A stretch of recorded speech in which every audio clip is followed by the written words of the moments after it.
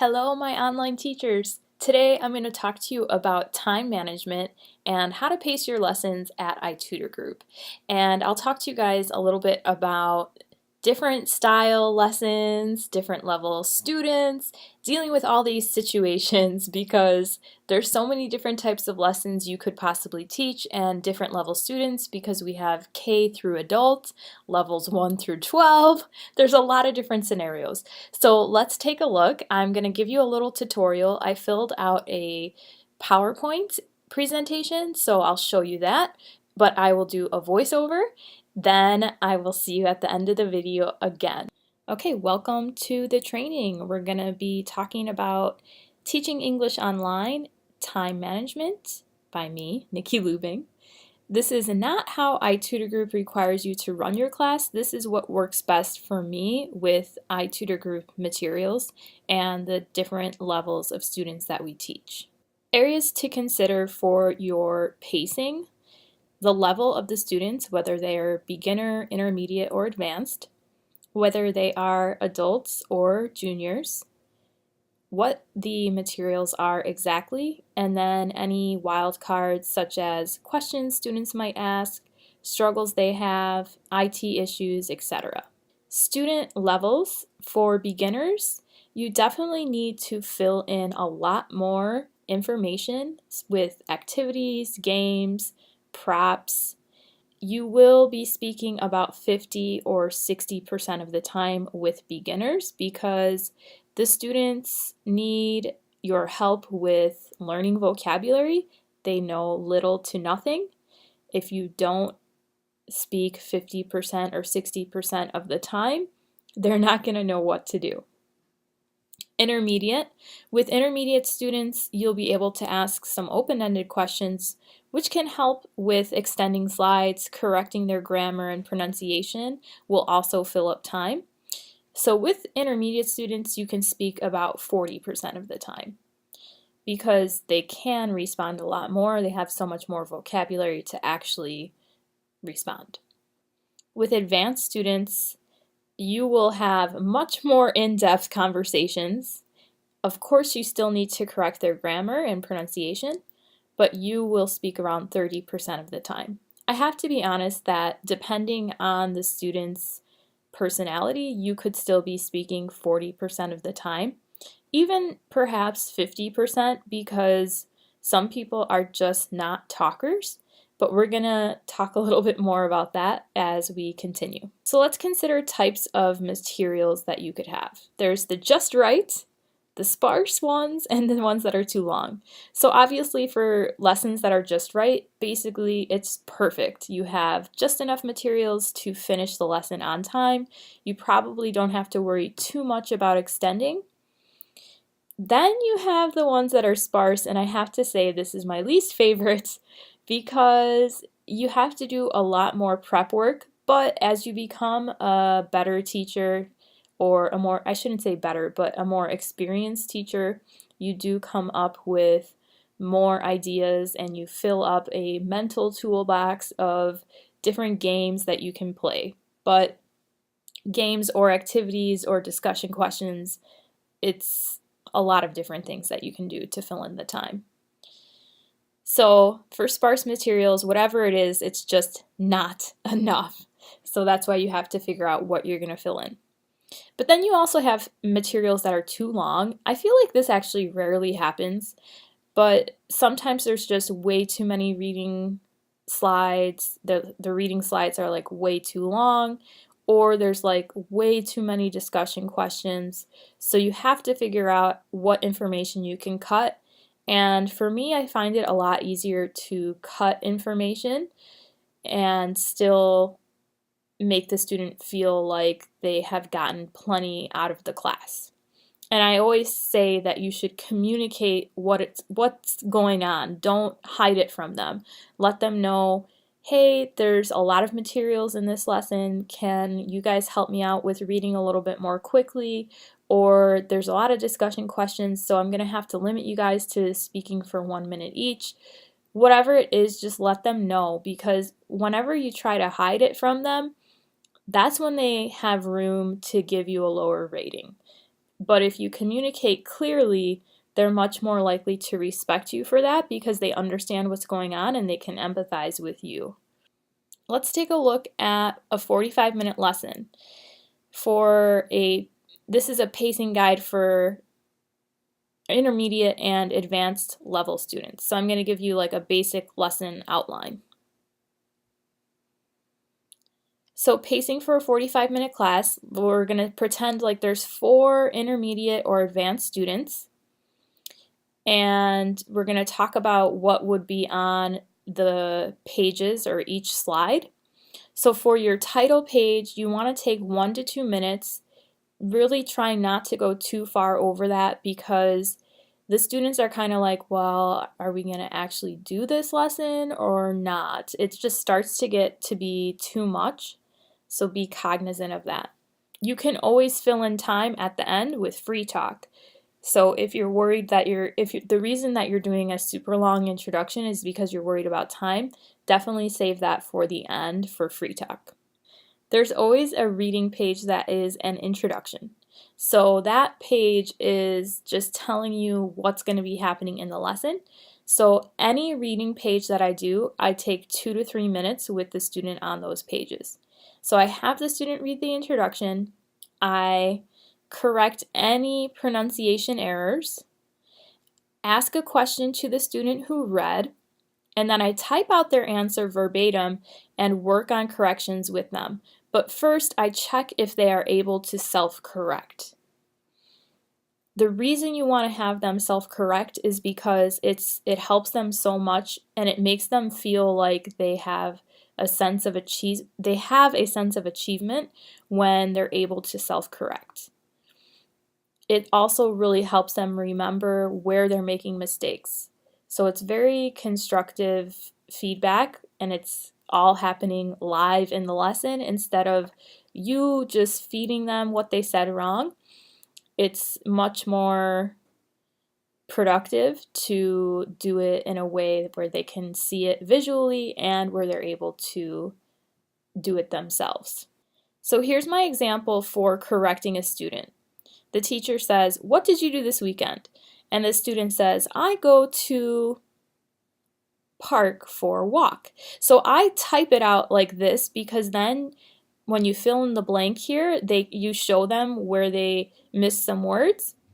So ask the student if he or she knows the past tense of go. Usually they know it. And then also ask if the student knows what articles go here. They missed some indefinite and definite articles. Use a different color for the corrections because that visual really helps them. And when they're able to see they're making the same mistake over and over, they're able to later go back and improve on that mistake in the next class. It really helps them focus in on one area to improve at a time instead of feeling overwhelmed with the language. And let's take a look at the notes I have on the right-hand side. I'm looking at the top pink little box here. What I do is I rotate my students. So student A will read the introduction page. Student B will read page 3. Student C will read page 4 because typically all of the iTutor lessons have a similar outline where it's the title page, reading, reading, reading, discussion. Sometimes it's 2 readings, sometimes it's 3 reading pages. Then you'll have all students participate on the discussion page, and then student D will read page 6. The reason that I really like this style is because everyone knows when they're speaking, everyone knows when they're reading, and everyone feels like they got a fair opportunity to speak and read. Just know that this guide can be used for both adults and juniors. The only difference is the tone and energy you use with adults versus kids. So now we're looking at student B reading. It's the exact same thing. Correct their pronunciation errors after they finish reading. Ask a question to the student who read and then type out their answer and help them with any corrections. So it's the same thing for the next slide as well. It's just a different student doing it. Then you're going to get to that discussion page with discussion questions, and you want to spend more time here. You want to spend 5 to 8 minutes here versus the 2 to 3 minutes for your reading. Because if your class is all reading, or it's primarily focused on reading, they're not going to feel like they got anything out of the class. They're just going to feel like it was a reading and a lecture. And that's also why I ask every student a question after they read, so they feel like they're not just reading the page, but they're also doing some critical thinking and they're practicing their speaking skills.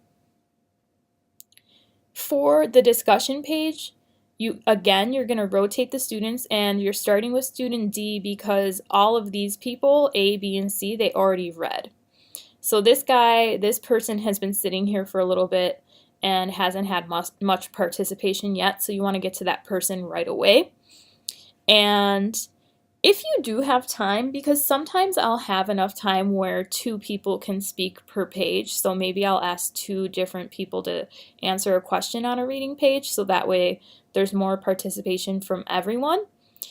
Then the other thing you want to be aware of is you're only going to have one person answer a question each time for each discussion page. You don't want to have every single person answer all of the questions. Usually on discussion pages, there's 3 questions, so if you have 4 or 5 or 6 people in a class, you will have to double up on some of the questions, but that's okay. That's not a problem. You just want to make sure every single person gets a chance to speak on the discussion question page. And keep track of time for this, because that's how you're going to pace yourself. So always check where you're at in the lesson and check your clock and see if you're on track to finish on time. And if you're not, you got to figure out, do I need to move faster or do I need to move slower, and what can I do to fix this?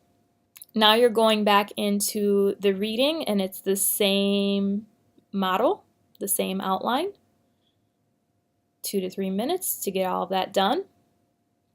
And then you're just going to continue this pacing for the rest of the lesson.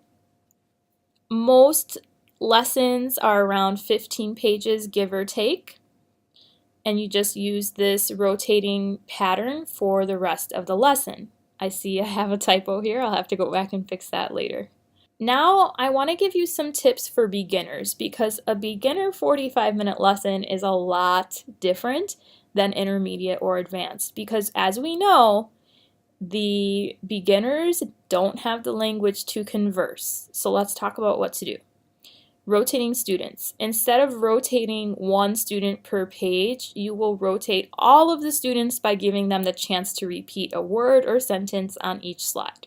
So look at Joe Milne's YouTube video to better understand that. You can click the link when you go and download this PDF. For beginners, you're also going to want to do a lot of repetition. Beginners need more repetition than you think. If you think you're repeating enough, do it more. Why? Most students do not have time to study after the lesson. Repetition will help them remember the vocabulary. Corrections and guidance. Students will need a lot of help with pronunciation and grammatical corrections. Be sure to guide them every step of the way. Also, you want to make sure you plot out how many minutes you'll need to spend on each slide in order to finish on time. Make it a habit to keep track of the clock throughout the lesson. Now we're going to look at a 25-minute lesson, pacing guide, and activity ideas for beginner level students. Pacing for a 25-minute class, beginner class with 1 student, introductions and optional warm-up will be 2 to 3 minutes. So it's the same idea, except you're going to have an extra minute if you're going to do some kind of optional warm-up. I don't do warm-ups. I just ask them, how their day at school was, what's the weather like, something about what's their favorite, anything that they will be able to understand. So if it's a level 1, really all you can ask is, how are you? And usually, depending on what the lesson is, sometimes the company provides a warm-up, so then I just jump right into that. And if they don't provide a warm-up, I'll just jump right into the materials. But for the title page, it's where I greet the student and ask them one question, and then the supplemental warm-up could be some type of game or activity related to the lesson. Make sure you remember 25-minute sessions are only for our juniors, so you're working with kids for this. Beginner class with one student vocabulary slides, so 2 to 3 minutes each. Usually there are at least 5 vocabulary slides, so that will add up to 10 to 15 minutes for teaching vocabulary.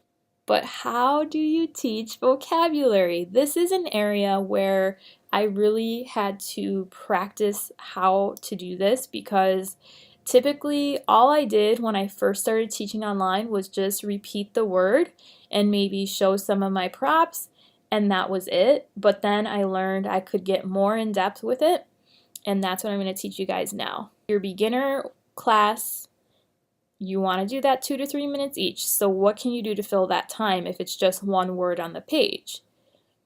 Well, first you can repeat the word a few times, and that is definitely necessary. Like, that is a must, because the students really are not going to remember the words unless you repeat it with them. Then you want to make sure you use a picture, realia, props, whatever you can do to practice the word in different ways. There are 2 dolls. 2 dolls. And meow. What's that? 5 cat. Look. Cat. Meow, meow. So you can use a few different things to show one word. Let's say you're teaching about colors. You can show the color red in like 5 different ways. You can show a heart. You can show the color of your shirt because you're wearing a red shirt at iTutorGroup. You can show a picture of something that's red. Anything that you can think of to make it fun and interesting. And also it helps the student realize that, okay, whatever color you showed, let's say you showed a red shirt and you point to your red shirt. Well, they might think that you're saying red means shirt. So you got to be careful of that too. So that's why it's good to show various things. If the student speaks enough English, say the word in a sentence or ask a simple question. Sometimes you do get more advanced beginners that have some more exposure to English, so it really depends on what your student is capable of. Please come in. Please come in. May I come in? May I come in? Sure, please come in. Okay, Serena. Look.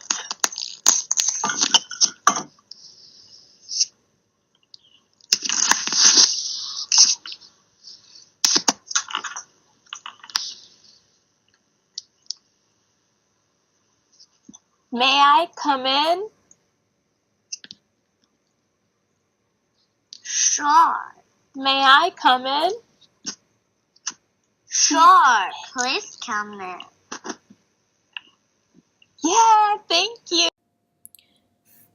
You can also match the vocabulary. Sometimes this is provided in the lesson, but you can do this in a way that is a little bit different, where you could hold up 2 different pictures, number 1, number 2, make sure you label it, and then have the student decide, is this red or is this red?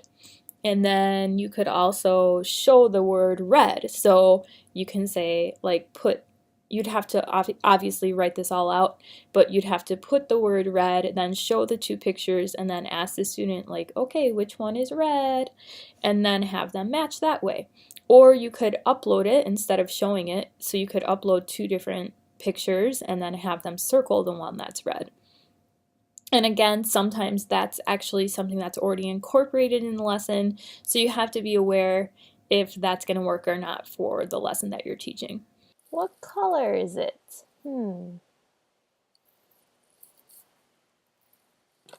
Is it blue?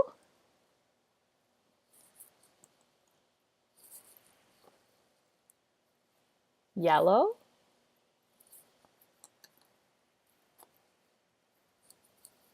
Purple? grades. You can practice repeating the words a second time, but do it in a different way. So I like to write a list to see if the student can recall the list. So I will actually write the list on each slide. So on slide number 1, I'll write the first word. If it's red, then I'll write red. On slide number 2, I'll write the word number 1, red, number 2, blue. And then on slide number 3, I write number 1, red, number 2, blue, number 3, orange. So that way they can see I'm making a list of all the colors that they already learned.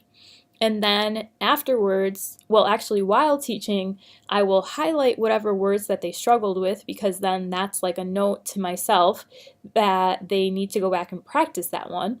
But then I'll also have them see if they can start to recall it. So it's kind of fun for them to see that they can challenge themselves and try to remember the words. It actually makes them put forth an effort to recall the words throughout the lesson instead of just going robotically through each slide just to finish it.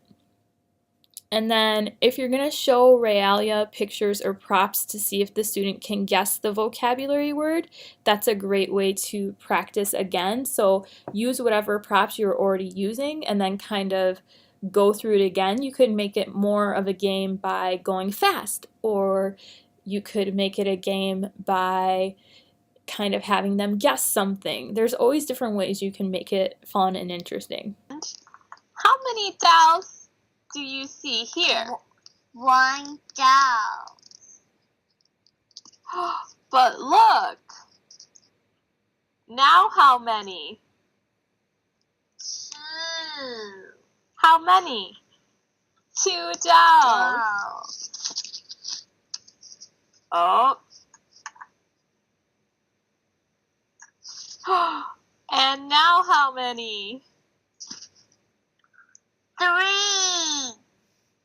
You could also do Pictionary, so you can have a little mini whiteboard, or you can actually draw on our electronic whiteboard and see if they can guess the vocabulary word. And you can have the student do it as well. Have them draw and you guess. What's this? It's a star. Good. Okay, very good. And how many stars do you see? 4 stars. Oh, it's time for a star. Go, Serena. Go, Serena. Go, Serena. Yeah.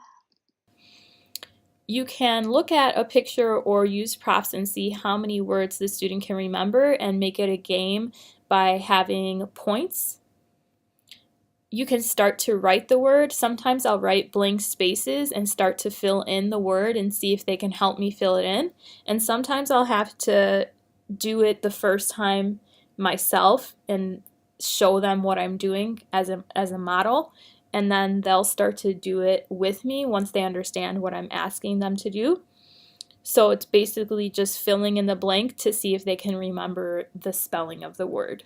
And I think that's actually a really good one because they rarely get to practice spelling. They're always speaking and listening, but they're rarely writing. So the last tip was start to write the word and see if they can guess it. Then you can actually have them write it and you guess it. So they're kind of like playing the teacher role. You can use puppets or stuffed animals to practice the words. Use character voices to make it entertaining if you're good at that. I'm not very good at that. Use flashcards, so when you show a flashcard, you can kind of cover up the word if you wrote the word on there and slowly reveal it if they're not getting it. Or you can show fast cards and see how fast they can guess them. And just whatever you do, you just try to make it like a fun little game. And then you could play charades. So charades is basically acting out the vocabulary word to see if they can remember the words. That is all I have, you guys, for practicing with teaching 45-minute and 25-minute lessons. The 25-minute advanced and intermediate students, really, you can apply the same ideas for the 45-minute, but you're just gonna make it a little bit shorter. So you would do 1 to 2 minutes per slide instead of 2 to 3 minutes per slide. And then if there's discussion questions, you would do maybe like instead of 5 to 8 minutes, 3 to 5 minutes for the discussion questions. And another thing I didn't mention on here is for intermediate and advanced students. One thing I like to have them do if I have extra time, if there's like 5 to 10 minutes extra time, I will have them draw a comic. So a lot of the times what the intermediate and advanced students do in the 25-minute lessons is a reading. And so I'll have them draw a picture and write a sentence about the main idea of each reading passage. So usually there's like 3 to 5 pages of reading, sometimes more than that. So I'll have them fill out the main idea for each page, and like I said, they draw a picture of it and write a sentence of it. And they really like that, and it's also really good because I can see what they learned, I can see how much they were able to comprehend, I can see what their sentence structure is when they write, and help them improve. Thanks so much for staying with me, and don't forget to download this PDF. See ya! Alright you guys, if you like this training, let me know in the comments what you learned, and if you have additional tips, of course I love to hear those as well, and other teachers want to know too. So be sure to like, subscribe, and comment. I'll see you in the next video. Bye!